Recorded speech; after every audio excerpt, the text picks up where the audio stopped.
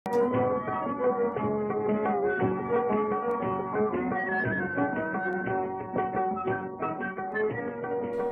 ಪುಟಾಣಿಗಳಿಗೂ ಇವತ್ತಿನ ಹಕ್ಕಿ ಬಳಗ ಕಾರ್ಯಕ್ರಮಕ್ಕೆ ಆತ್ಮೀಯವಾದ ಸ್ವಾಗತ. ನಮ್ಮ ಕಾರ್ಯಕ್ರಮದಲ್ಲಿ ನಮ್ಮ ಜೊತೆಗಿರೋದು ಇಶಾನ ಶಂಕರ್. ಇಶಾನ ಅಂದರೆ ಏನು ಅಂತ ನಿಮಗೆಲ್ಲ ಗೊತ್ತಿದೆಯಾ? ಗೊತ್ತಿಲ್ಲ ಅಂದರೆ ಇವತ್ತು ನಮ್ಮ ಜೊತೆಗಿರೋ ಈ ಪುಟಾಣಿ ನಿಮಗೆ ಅದರ ಅರ್ಥ ಹೇಳ್ತಾಳೆ. ಹಾಗೆ ಇವಳು ಬೇಕಾದಷ್ಟು ಹವ್ಯಾಸಗಳನ್ನು ಇಟ್ಕೊಂಡಿದ್ದಾಳಂತೆ. ಅದ್ರ ಬಗ್ಗೆ ಕೂಡ ಪರಿಚಯ ಮಾಡ್ಕೊಳ್ತಾ ಇಶಾನ ಜೊತೆ ಮಾತಾಡ್ತಾ ಹೋಗೋಣ. ಇಶಾನ, ನಿನ್ನ ಫ್ರೆಂಡ್ಸ್ಗೆಲ್ಲ ಹಾಯ್ ಹೇಳ್ತೀಯಾ? Hi friends. ಫಸ್ಟ್ ನಿನ್ನ ಹೆಸರಿನ ಅರ್ಥ ಏನು ಅಂತ ಗೊತ್ತಾಗ್ಬೇಕಂತ ಅವ್ರಗಳಿಗೆ. ಇಶಾನ ಅಂದರೆ ಪಾರ್ವತಿ. ಹೌದಾ? ಹಾಂ. ಹೇಗೆ ಗೊತ್ತಾಯ್ತು ನಿಂಗಿದು? ನನಗೆ ನಮ್ಮ ಅಪ್ಪ ಅಮ್ಮ ಹೇಳಿದ್ರು.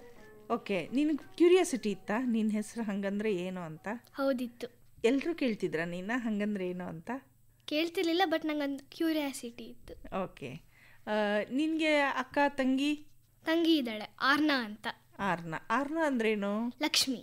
ಓ, ಅಪ್ಪ ಅಮ್ಮ ನಿಂಗೆ ಪಾರ್ವತಿ ಲಕ್ಷ್ಮಿ ಅಂತ ಹೆಸರಿಡೋ ಬದಲು ಹೊಸ ಹೆಸರು ಇಶಾನ ಆರ್ನಾ ಅಂತ ಮಾಡಿದ್ದಾರಾ? ಹೌದು. ನಿನ್ನ ಹೆಸರು ಕಂಡ್ರೆ ನಿಂಗೆ ತುಂಬ ಇಷ್ಟನಾ? ತುಂಬ ಇಷ್ಟ. ನಿನ್ನ ಕ್ಲಾಸಲ್ಲಿ ಎಷ್ಟು ಜನ ಇಶಾನ ಅಂತ ಇದ್ದಾರೆ? ತುಂಬ ಕೇಳಿಲ್ಲ ನಾನು. ಕೇಳೇ ಇಲ್ವಾ? ಸೊ ಹಾಗಿದ್ರೆ ಯು ಶುಡ್ ಬಿ ಪ್ರೌಡ್ ಅಲ್ಲ? ಎಷ್ಟನೇ ಕ್ಲಾಸ್ ಓದ್ತಿರೋದು ನೀನು? ಇವಾಗ ನಾನು 5th ಸ್ಟ್ಯಾಂಡರ್ಡ್. ಯಾವ school? JSS public school, Banashankari. ನಾನಿರೋದು ಹನುಮಾನ್ ನಗರಲ್ಲಿ, ಶ್ರೀನಿವಾಸ್ ನಗರ್.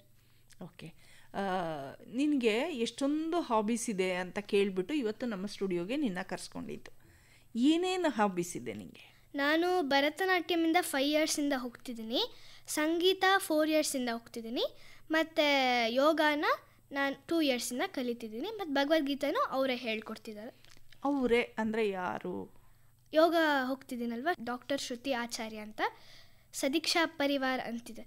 ಅಲ್ಲಿ ನಾವು ಯೋಗ ಮತ್ತು ಭಗವದ್ಗೀತಾನ ಕಲಿತೀವಿ. ಅದರ ಜೊತೆಗೆ ಯೋಗ ಸೂತ್ರಗಳನ್ನ ಕಲಿತೀವಿ. ತುಮಕೂರಲ್ಲಿ ನಾವು ಸಮ್ಮರ್ ಹಾಲಿಡೇಸಲ್ಲಿ ಹೋಗ್ತೀವಿ ಕಲಿಯೋಕ್ಕೆ, ಮತ್ತು ದಸರಾ ಹಾಲಿಡೇಸಲ್ಲಿ ಹೋಗ್ತೀವಿ. ತುಮಕೂರಿಗೆ ಯಾಕೆ ಹೋಗೋದು? ಯೂಶ್ವಲಾಗಿ ನಾನು ಕೇಳಿರೋದೆಲ್ಲ ಎಲ್ಲರೂ ಬೇರೆ ಊರಿಂದ ಬೆಂಗಳೂರಿಗೆ ಬರ್ತಾರೆ ಕಲಿಯೋಕ್ಕೆ ಅಂತ.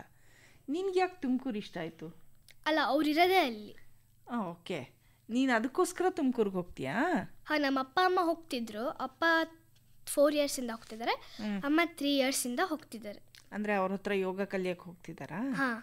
ಓಕೆ, ವಾರದಲ್ಲಿ ಎಷ್ಟು ದಿವಸ ಕ್ಲಾಸಸ್ ಇರುತ್ತೆ ನಿಂಗಲ್ಲಿ? ದಿನ ರಾತ್ರಿ 9:30 ಕ್ಲಾಸ್ ಮಾಡ್ತಾರೆ ಮ್ಯಾಮ್. ದಿನ ರಾತ್ರಿ 9:30 ಕ್ಲಾಸ್ ಮಾಡ್ತಾರೆ ಅಂದರೆ ನೀನು ತುಮಕೂರಲ್ಲೇ ಇರಬೇಕು ಅವಾಗ? ಇಲ್ಲ, ಆನ್ಲೈನ್ ಕ್ಲಾಸಸ್ ಗೂಗಲ್ ಮೀಟಲ್ಲಿ ಮಾಡ್ತಾರೆ.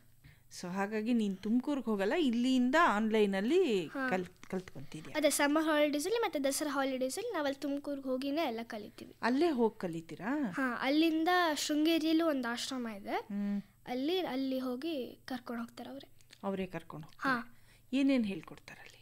ಪತಂಜಲಿ ಮಹಾಮುನಿಗಳು ಅಷ್ಟಾಂಗ ಯೋಗ ಅಂತ ಮಾಡಿದ್ದಾರೆ. ಅದರಲ್ಲಿ ನಾವು ಯೋಗನ ಕಲಿತಿದ್ದೀವಿ. ಆದರೆ ಎಲ್ಲರೂ ಬರೀ ಯೋಗ ಅಂದರೆ ಆಸನ ಅಂತೆಲ್ಲ, ಮೆಡಿಟೇಷನ್ ಅಂತ ಅನ್ಕೋತಾರೆ. ಆದರೆ ಇಲ್ಲಿ ಆಸನ ಬಗ್ಗೆ ಹೇಳ್ತಿಲ್ಲ. ಪತಂಜಲಿ ಮಹಾಮುನಿಗಳು 196 ಯೋಗ ಸೂತ್ರಗಳನ್ನ ಮಾಡಿದ್ದಾರೆ. ಅದರಲ್ಲಿ ಅವರು ನಮಗೆ ಕಂಠಸ್ಥ ಆಗಿದೆ 196 ಸೂತ್ರಗಳನ್ನ. ಅದನ್ನು ನಮಗೆ ಹೇಳ್ಕೊಟ್ಟಿದ್ದಾರೆ. ನಾವು ಅದನ್ನು ನೆಕ್ಸ್ಟ್ ಮೀನಿಂಗ್ ಕಲಿಯಬೇಕು. ಅಂದರೆ ಮೊದಲಿಗೆ ಏನೇನು ಸೂತ್ರಗಳಿದೆ ಅಷ್ಟನ್ನು ಹೇಳ್ಕೊಟ್ಬಿಟ್ಟಿದ್ದಾರೆ, ಪ್ರಾಕ್ಟೀಸ್ ಮಾಡಿಸ್ಬಿಡ್ತಾರೆ.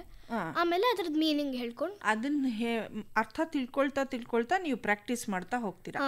ಫಸ್ಟ್ ಅಂದರೆ ಅದಕ್ಕೆ ತಕ್ಕಂಗೆ ಈಗ ಒಂದು ಶ್ಲೋಕ ಹೇಳಿ ಇವಾಗ ನೋಡೋಣ. ಪ್ರಚ್ಛರ್ಧನ ವಿಧಾರಣಾಭ್ಯಾಂ ವಾ ಪ್ರಾಣಸ್ಯ. ಹಾಗಂದರೆ ರೈಟ್ ಬ್ರೀದಿಂಗ್ 24 hours IRB ಅಂದರೆ ಏನು? Ideal rhythmic breathing. ಅದನ್ನು ನಾವು ಮಾಡಿದಾಗ 24 hours ನಾವು ನಮ್ಮ ನೇಚರ್ ಜೊತೆ ಕನೆಕ್ಟ್ ಆಗ್ತೀವಿ, ಯೂನಿವರ್ಸ್ ಜೊತೆ ಕನೆಕ್ಟ್ ಆಗ್ತೀವಿ. ಸೊ ಹಾಗಾಗಿ ಒಂದು ಸೂತ್ರಕ್ಕೆ ಒಂದು ಅರ್ಥ ಇರುತ್ತೆ. ಈಗ ಮೊದಲನೇ ಶ್ಲೋಕ ನೀ ಹೇಳಿದೆ, ಅದಕ್ಕೆ ಅರ್ಥ ಹೇಳಿದೆ. ಅಂದರೆ ನಾವು ಹೇಗೆ ಉಸಿರಾಡ್ತೀವಿ ಅದು ಬಹಳ ಮುಖ್ಯ. ಮತ್ತು ಇವಾಗ ನಾವು ಜಸ್ಟ್ ಈ ಥರ ಬ್ರೀದ್ ಮಾಡ್ತೀವಲ್ಲ, ಅದು ಕರೆಕ್ಟ್ ಬ್ರೀದಿಂಗ್ ಅಲ್ಲ. ಅದಕ್ಕೊಂದು ನಮ್ಮ ಆಚಾರ್ಯ ಅವರು ರಿದಮ್ ಇದೆ, ಆ ರಿದಮ್ನ ನಾವು ಮಾಡಬೇಕು. ಈಗ ಅಂದರೆ ಉಸಿರು ತಗೊಳ್ಳೋದಕ್ಕೆ ಇಷ್ಟು ಕೌಂಟ್ಸ್ ಅಂತಿರುತ್ತೆ, ಉಸಿರು ಹಿಡ್ಕೊಂಡು ಬಿಡೋದಕ್ಕೆ ಇಷ್ಟು ಕೌಂಟ್ಸ್ ಅಂತ ಇರುತ್ತೆ. ಸೊ ಆ ಅಭ್ಯಾಸನ ಹೇಗೆ ಮಾಡೋದು ಅನ್ನೋದು ಮೊದಲನೇ ಸೂತ್ರ ಹೇಳುತ್ತೆ. ಈಗ ನಿಮಗೆ ಸೂತ್ರ ಮಾತ್ರ ಹೇಳ್ಕೊಟ್ಟಿದ್ದಾರೆ, ಸೂತ್ರದ ಅರ್ಥ ಹೇಳ್ಕೊಡುವಾಗ ಹೇಗೆ ಉಸಿರಾಡಬೇಕು ಅನ್ನೋದನ್ನು ಹೇಳ್ಕೊಡ್ತಾರೆ. ಫಸ್ಟ್ ಅದನ್ನು ಹೇಳ್ಕೊಡ್ತಾರೆ, ಯಾಕಂದರೆ ಅದೇ ಮೇನು, ಅದು ತುಂಬ ಪವರ್ಫುಲ್. ಅದಾದಮೇಲೆ ನಮಗೆ ಹೋಗ್ತಾ ಹೋಗ್ತಾ ಈ ಥರದ್ದೆಲ್ಲ 196 ಸೂತ್ರಗಳನ್ನ ಹೇಳ್ಕೊಟ್ಟಿದ್ದಾರೆ. ಈಗ ನನಗೆ ಒಂದು ಕುತೂಹಲ ಹುಟ್ಟುತ್ತಾ ಇದೆ. ಈಗ ಒಂದು ಸೂತ್ರ ಹೇಳಿದೆ, ಅದರ ಅರ್ಥನೂ ತಿಳ್ಕೊಂಡಿದ್ದೀನಿ ಅಂತ ಹೇಳಿದೆ. ಆ ಥರ ಬೇರೆ ಬೇರೆ ಸೂತ್ರಗಳಿದೆ ಅಂತ ಹೇಳಿದೆಯಲ್ಲ, ಆ ಸೂತ್ರಗಳದ್ದು ಒಂಚೂರು ಹೇಳ್ತಾ ಹೋಗ್ತೀಯಾ? ಹಾಂ.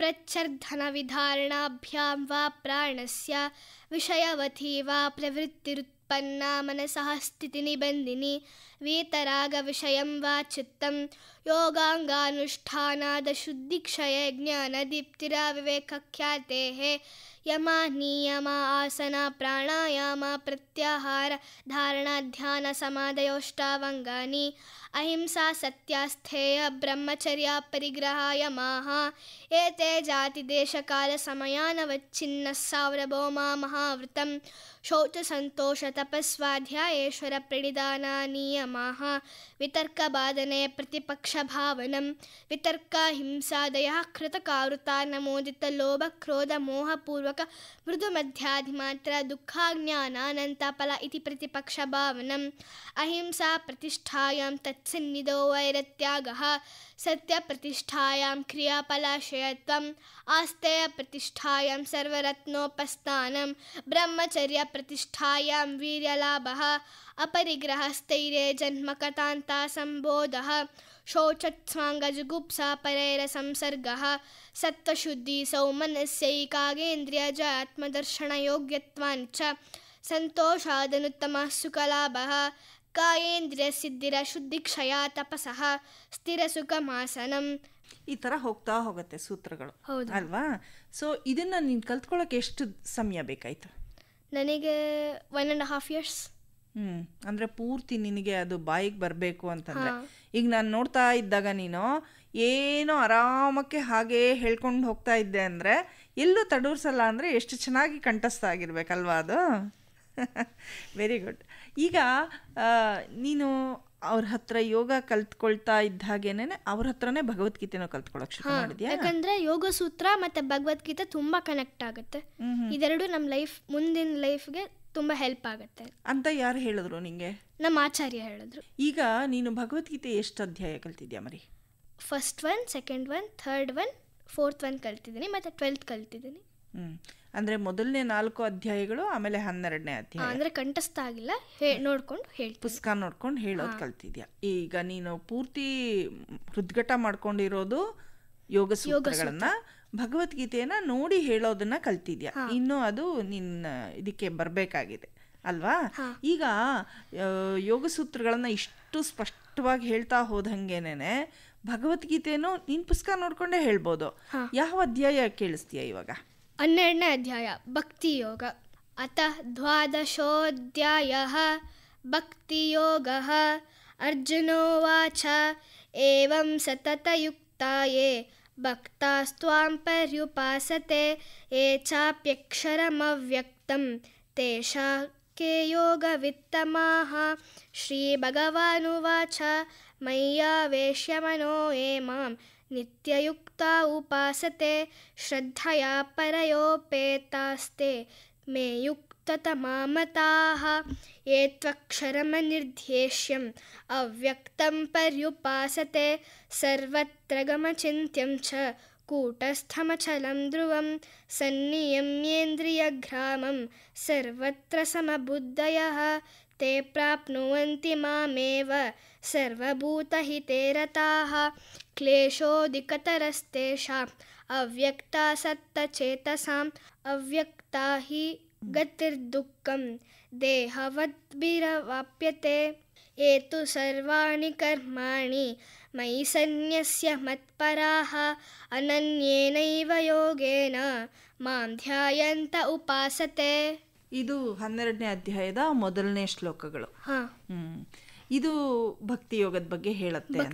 ಹಾಗೆ ಒಂದೊಂದು ಅಧ್ಯಾಯನೂ ಒಂದೊಂದು ವಿಷಯದ ಬಗ್ಗೆ ಹೇಳ್ತಾ ಹೋಗುತ್ತೆ. ಸನ್ಯಾಸ ಯೋಗ ಇರಬಹುದು, ಈ ಥರ ಅಲ್ವಾ? ಸೊ ಇದನ್ನೆಲ್ಲ ಕಲಿಬೇಕು ಅಂತ ನಿಂಗೆ ಆಸಕ್ತಿ ಹೇಗೆ ಬಂತು ಈಶಾನ? ಯಾಕಂದರೆ ನನಗೆ ಕೃಷ್ಣ ಅಂದರೆ ತುಂಬ ಇಷ್ಟ. ನನಗೆ ಹಾಗೆ ಭಗವದ್ಗೀತೆನೂ ಕಲಿಯೋಕೆ ಇಷ್ಟ. ಈ ಕಡೆ ಯೋಗ ಕಲಿತಿದ್ಯಾ, ಮತ್ತು ಈ ಭಗವದ್ಗೀತೆ ಕಲಿತಿದ್ಯಾ, ಹಾಗೆ ಡ್ಯಾನ್ಸ್ ಕಲಿತೀನಿ ಅಂತ ಹೇಳಿದೆ, ಹೌದು. ಮತ್ತು ಇನ್ನೊಂದೇನು ಹಾಡು ಸಂಗೀತ ಕಲಿತೀನಿ ಅಂತ ಹೇಳಿದೆ. ಇದಕ್ಕೆಲ್ಲ ಟೈಮ್ ಹೇಗೆ ಅಡ್ಜಸ್ಟ್ ಮಾಡ್ತೀಯಾ? ಬೆಳಗಿಂದ ಸ್ವಲ್ಪ ಸ್ವಲ್ಪ ಮಾಡ್ಕೊಂಡು ಹೋದ್ರೆ ರಾತ್ರಿ ಬೇಗ ಆಗುತ್ತೆ. ಈ ಸ್ಕೂಲ್ಗೆಲ್ಲ ಹೋಗಬೇಕು, ಹೋಮ್ವರ್ಕ್ ಎಲ್ಲ ಇರುತ್ತಲ್ವಾ? ಒಂದೊಂದ್ಸಲ ಸ್ಕೂಲಲ್ಲೇ ಮಾಡ್ಕೊತೀನಿ, ಇಲ್ಲಾಂದ್ರೆ ನೆಕ್ಸ್ಟ್ ಡೇ ಸ್ಕೂಲ್ಗೆ ಹೋಗಿ ಮಾಡ್ಕೊತೀನಿ. ಹೋಮ್ವರ್ಕ್ ಸ್ಕೂಲಲ್ಲಿ ಮಾಡೋಕ್ಕೆ ಅಲೋ ಮಾಡ್ತಾರಾ? ಅದು ಫ್ರೀ, ಅವತ್ತು ಟೀಚರ್ ಆಬ್ಸೆಂಟ್ ಆಗಿರ್ತಾರೆ, ಆಗ ನಾವು ಅವತ್ತೇ ಹೋಮ್ವರ್ಕ್ ಕೊಟ್ಟಿರ್ತಾರೆ, ಹಾಗೆ ಮುಗಿಸ್ಕೊಂಡ್ಬಿಡ್ತೀವಿ. ಅಲ್ಲೇ ಮುಗಿಸ್ಕೊಂಬಿಡೋದು. ಹಾಂ, ಮನೆಗೆ ಬಂದ ತಕ್ಷಣ ಬೇರೆ ಕ್ಲಾಸಸ್ ಮಾಡೋದು. ಹಾಂ, ಅದು ಬೇರೆ ಇದೆಲ್ಲ ಎಕ್ಸಸೈಸ್ ಎಲ್ಲ ಮಾಡೋದು. ಇದು ನಿಂಗೆ ಒಂಥರ ಅಯ್ಯೋ ಟೈಮೇ ಇಲ್ಲ, ಪ್ರೆಷರೈಸ್ಡು ಅಂತ ಏನೋ ಅನ್ಸಲ್ವಾ? ಸ್ವಲ್ಪ ಸ್ವಲ್ಪ ಹಾಗಾಗುತ್ತೆ. ಆಗತ್ತಾ? ಸೊ ಅವಾಗ ನಿನಗೆ ಚಾಯ್ಸ್ ಕೊಡ್ತಾರಪ್ಪ ಅಪ್ಪ ಅಮ್ಮ, ನಮ್ಮ ಈಶಾನಾಗೆ ತುಂಬ ಸ್ಟ್ರೆಸ್ ಆಗ್ತಾ ಇದೆ, ಸೊ ಅದಕ್ಕೆ ಯಾವುದಾದ್ರೂ ಒಂದನ್ನು ಕಡಿಮೆ ಮಾಡೋಣ ಅಂದರೆ ಯಾವುದನ್ನು ಬಿಟ್ಬಿಡ್ತೀಯಾ? ಯಾವುದನ್ನು ಬಿಡೋಕ್ಕೆ ಇಷ್ಟ ಇಲ್ಲ, ಯಾಕಂದರೆ ಅದು ಮಾಡಿದ್ರೆ ಇವಾಗ ಒಳ್ಳೆಯದು, ಮುಂದಕ್ಕೆ ಅವಾಗ ಈಸಿ ಆಗುತ್ತೆ.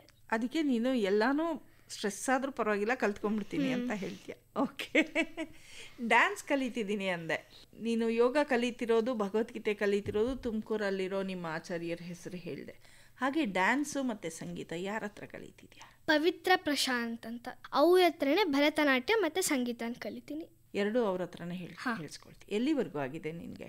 ನಾನು 5 ಇಯರ್ಸಿಂದ ಹೋಗ್ತಿದ್ದೀನಲ್ಲ, ಸೊ ಡ್ಯಾನ್ಸ್ ಭರತನಾಟ್ಯಮ್ದು ಜೂನಿಯರ್ ಎಕ್ಸಾಮ್ ಲಾಸ್ಟ್ ಇಯರ್ ಈ ಸಲ ಮುಗಿಸ್ದೆ. ನೆಕ್ಸ್ಟ್ ಸಂಗೀತ ಎಕ್ಸಾಮ್ ತೊಗೊಂಡು ನೆಕ್ಸ್ಟ್ ಸೀನಿಯರ್ ಎಕ್ಸಾಮ್ ಅಂದರೆ ಇನ್ನೂ ಸಂಗೀತ ಪ್ರಾಕ್ಟೀಸ್ ಮಾಡ್ತಿದ್ದೀನಿ. ಭರತನಾಟ್ಯಮಲ್ಲಿ ನಿಂಗೆ ಏನು ತುಂಬ ಇಷ್ಟ ಆಗೋದು? ದೇವನಾಮಲ್ಲಿ ಬಾಗಿಲೇನು ತೆರೆದು. ಅಂದರೆ ಈಗ ಭರತನಾಟ್ಯದಲ್ಲಿ ತಾಳ ಎಷ್ಟು ಪ್ರಧಾನವೋ ಹಾಗೆ ನಿನ್ನ ಜತಿ ಮತ್ತು ಮುಖದ ಎಕ್ಸ್ಪ್ರೆಷನ್ನು ಇದೆಲ್ಲ ಪ್ರಧಾನ ಆಗ್ತಾ ಹೋಗುತ್ತೆ ಅಲ್ವಾ? ಹೌದು. ಸೊ ಅದರಲ್ಲಿ ನಿಂಗೆ ಮುದ್ರೆಗಳಿಷ್ಟ ಆಗತ್ತಾ, ಅಥವಾ ನಿನ್ನ ಭಾವನೆಗಳು ಎಕ್ಸ್ಪ್ರೆಷನ್ಸ್ ಇಷ್ಟ ಆಗತ್ತಾ, ಅಥವಾ ಜೊತೆಗೆ ತಕ್ಕ ಹಾಗೆ ಕಾಲು ಮೂಮೆಂಟ್ಸು ಯಾವ್ದು ಇಷ್ಟ ಆಗುತ್ತೆ? ಎಮೋಷನ್, ಭಾವ, ಭಕ್ತಿ ಬಂದಾಗ ನಂಗೆ ಸಖತ್ ಖುಷಿ ಆಯಿತು. ಯಾಕಂದರೆ ಕನಕದಾಸರು ಕೃಷ್ಣನ್ ನೋಡ್ಬೇಕಂತ ಇದಿರುತ್ತಲ್ವ, ಅವ್ರಿಗೆ ಭಕ್ತಿ ಇರುತ್ತೆ, ಸೊ ನಂಗೆ ಭಕ್ತಿ ಬರುತ್ತೆ, ತುಂಬ ಖುಷಿ ಆಗುತ್ತೆ. ಎಲ್ಲೆಲ್ಲಿ ಪರ್ಫಾರ್ಮೆನ್ಸಸ್ ಕೊಟ್ಟಿದ್ಯಾ ನೀನು?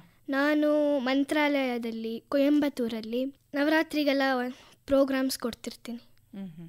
ಅಲ್ಲೆಲ್ಲ ನೀನು ಸೋಲೋ ಪರ್ಫಾರ್ಮೆನ್ಸ್ ಅಥವಾ ನಿನ್ನ ಜೊತೆಗೆ ಯಾರಾದರೂ? ಅದೇ ನಮ್ಮ ಡ್ಯಾನ್ಸ್ ಅವರು, ಇಲ್ಲಾಂದ್ರೆ ಒಂದೊಂದ್ಸಲ ಸೋಲೋನು ಮಾಡ್ತೀನಿ. ಸೋಲೋನು ಮಾಡ್ತೀಯಾ? ಓಕೆ. ನೀನು ಆ ಥರ ಪರ್ಫಾರ್ಮ್ ಮಾಡಿದ್ರಲ್ಲಿ ಯಾವುದಾದ್ರೂ ಒಂದು ಭಾಗನ ಈಗ ಕೇಳ್ಸೋಕ್ಕಾಗತ್ತಾ? ಧಳಂಗು ತಕ್ಕ ದಿಕ್ಕು ತಕ್ಕತ್ತ ದಿಗಿನ ತೋಂ ತಾ ತರಿತ ಧರಣತ ತಾ ಧರಣತ ಝಣುತ ಝಣುತ ಧಿಮಿತ ತತ್ತ ತೈ ಕಿಡರ್ತ ತರಿತ ಧರಣತ ತಾ ಧರಣತ ಝಣುತ ಝಣುತ ಧಿಮಿತ ತತ್ತ ತೈ ಕಿಡತ ಧಣ ತಾ ಝಣು ತಾ ಧಿಮಿ ತಾ ಕಿಟ ಕಿಡಗಥ ಧರಿತ ಧ ಧಣತ ತಾ ಝಣುತ ಥಾ ಧಿಮಿತ್ತ ತಾ ಧಣ ತಾ ಝಣು ತಾ ಧಿಮಿ ತಾ ಕಿಟ ದಿತ್ತ ತದ್ಧಿತ್ತ ತಕ್ಕ ದಿಕ್ಕು ಕಿಡಿದಕ ತರಿಗಿಡ ಧೋಮ್ ದಿತ್ತ ತದ್ಧಿತ್ತ ತಕ್ಕ ದಿಕ್ಕು ಕಿಡಿದಕ ತರಿಗಿಡ ಧೋಮ್ ದಿತ್ತ ತದ್ಧಿತ್ತ ತಕ್ಕ ದಿಕ್ಕು ಕಿಡಿದಕ ತರಿಗಿಡ ಧೋಮ್ ದಿತ್ತ ತಕ್ಕ ದಿಕ್ಕು ಕಿಡಿದಕ ತರಿಗಿಡ ಧೋಮ್ ದಿತ್ತ ತಕ್ಕ ದಿಕ್ಕು ಕಿಡಿದಕ ತರಿಗಿಡ ಧೋಮ್ ತಾಮ್. ವೆರಿ ಗುಡ್, ಥ್ಯಾಂಕ್ ಯು ಮಾ. ನೀನು ಮತ್ತೆ ಮುಂದೆ ಹೋಗ್ತಾ ಹೋಗ್ತಾ ನೀನೇ ಹಾಡಿಕೊಂಡು ನೀನೇ ಕಂಪೋಸ್ ಮಾಡಿ ಎಲ್ಲ ಮಾಡಬೇಕಾದ ಅವಕಾಶಗಳು ಬೇಕಾದಷ್ಟು ಸಿಗ್ತಾ ಹೋಗುತ್ತಲ್ವ ಡ್ಯಾನ್ಸಲ್ಲಿ. ಸೊ ಹಾಗಾಗಿ ಬೇಸಿಕ್ ಫೌಂಡೇಶನ್ನು ಅಂದರೆ ಮ್ಯೂಸಿಕ್ಕು, ಅದನ್ನು ನೀನು ಕಲಿಯೋಕ್ಕೆ ಶುರು ಮಾಡಿದ್ಯಾ ಈಗಾಗಲೇ. ನೀನು ಆಗಲೇ ಹೇಳ್ತಿದ್ದೆ ಏನಂದರೆ ಬಾಗಿಲನ್ನು ತೆರೆದು ಕನಕದಾಸರ ರಚನೆ ನಿನಗೆ ತುಂಬ ಇಷ್ಟ ಅಂತ. ಇದಲ್ದಿರ ಇನ್ನೇನೇನು ಕಲ್ತಿದ್ಯಾ ಹಾಡುಗಳನ್ನ? ನಾನು ಗೋವಿಂದ ಗೋಪಾಲ ಅಂತ ಸಂಗೀತದಲ್ಲಿ ಕಲ್ತಿದ್ದೀನಿ, ಅದು ಒಂದು ದೇವರ ನಾಮ. ಆಮೇಲೆ ಕೆರೆಯ ನೀರು, ಅದು ಒಂದು ಗೀತ. ಇದು ಡ್ಯಾನ್ಸಲ್ಲಿ ಚಂದ್ರಚೂಡ, ಆ ದೇವನ್ ಮತ್ತು ಕೌತ್ವಂಗಳು, ಸುಬ್ರಹ್ಮಣ್ಯ ಕೌತ್ವಂ, ನರಸಿಂಹ ಕೌತ್ವಂ, ಆ ಥರ ದೇವಿ ಸ್ತುತಿ ಅದೆಲ್ಲ ಕಲ್ತಿದ್ದೀನಿ. ಅಲ್ಲಾರಿಪು ಜ್ಯೋತಿಸ್ವರ. ನಿನ್ನ ಫ್ರೆಂಡ್ಸ್ ಯಾವುದನ್ನು ಕೇಳಿಸ್ತೀಯ ಈಗ ಡ್ಯಾನ್ಸ್ ಅಲ್ಲ? ಹಾಡಲ್ಲಿ ಗೋವಿಂದ ಗೋಪಾಲ ಅಂತ. ಗೋವಿಂದ ಗೋಪಾಲ ಗೋಪಿಕಾ ವಲ್ಲಭ ಗೋವರ್ಧನೋದ್ಧಾರಕ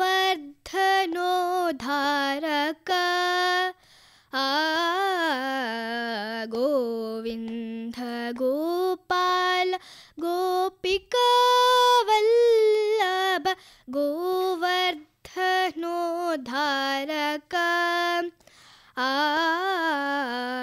ಗೋವರ್ಧನೋದ್ಧಾರಕ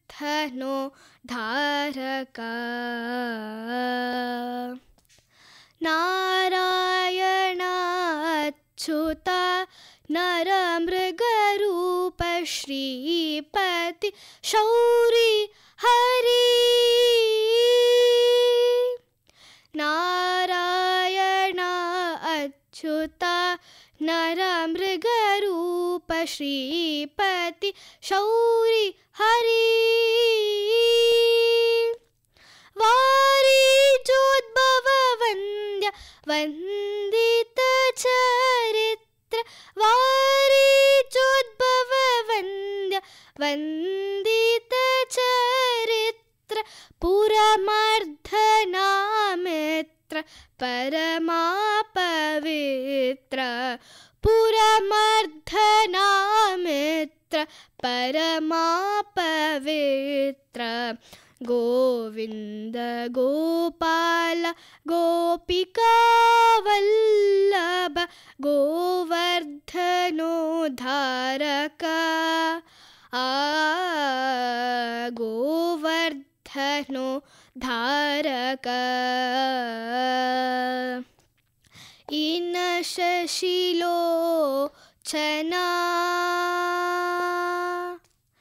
ಇಂದು ನಿಭಾನನ ಇನ ಶಶಿಲೋಚನಾ ಇಂದು ನಿಭಾನನ ಯನುತ ಕುಂಡಲನಾಥನ ಕನಕಮಯ ವಾಸನ ಘನ ಪಾಪನಾ ಶನ ಯನುತ ಕುಂಡಲನಾಥ ವೇಣುನಾಥ ಹಯವದನ ಯನುತ ಕುಂಡಲನಾಥ ವೇಣುನಾಥ ಹಯವದನ ಗೋವಿಂದ ಗೋಪಾಲ ಗೋಪಿಕಾ ವಲ್ಲಭ ಗೋವರ್ಧನೋದ್ಧಾರಕ ಗೋವರ್ಧನೋದ್ಧಾರಕ ಗೋವರ್ಧನೋದ್ಧಾರಕ ಗೋವರ್ಧನೋದ್ಧಾರಕ. ಈಶಾನ, ನೀನು ಒಂಥರ ಏನಂದರೆ ನಮ್ಮ ಭಾರತೀಯತೆಯ ಪ್ರತೀಕಗಳು ಇವೆಲ್ಲನೂ. ಯೋಗ ಇರಬಹುದು, ಮತ್ತು ಭಗವದ್ಗೀತೆ ಇರಬಹುದು, ಸಂಗೀತ ಇರಬಹುದು, ನೃತ್ಯ, ಭರತನಾಟ್ಯ, ಇವೆಲ್ಲನೂ ಅಂತಾರಾಷ್ಟ್ರೀಯ ವೇದಿಕೆಯಲ್ಲಿ ಭಾರತೀಯತೆ ಅಂತ ಗುರುತಿಸೋದಕ್ಕೆ ಇವೆಲ್ಲ ಚಿಹ್ನೆಗಳು ಅಂತ ಹೇಳಬಹುದು. ಇದನ್ನೆಲ್ಲ ನೀನು ಕಲಿತಾ ಇದೆಯಾ. ಮುಂದಕ್ಕೆ ಒಳ್ಳೆಯ ಭಾರತೀಯಳಾಗಿ ದೇಶದಲ್ಲಷ್ಟೇ ಅಲ್ಲ ಅಂತಾರಾಷ್ಟ್ರೀಯ ಮಟ್ಟದಲ್ಲಿ ಹೆಸರು ಮಾಡು ಅಂತ ನಾವು ಹಾರೈಸ್ತೀವಿ. ಇದುವರೆಗೂ ನೀನು ನಿನ್ನ ಫ್ರೆಂಡ್ಸ್ ಜೊತೆ ಇಷ್ಟೆಲ್ಲ ವಿಷಯಗಳನ್ನು ಹಂಚ್ಕೊಂಡಿದ್ದಕ್ಕೆ ತುಂಬ thanks. Thank you ma'am. Bye.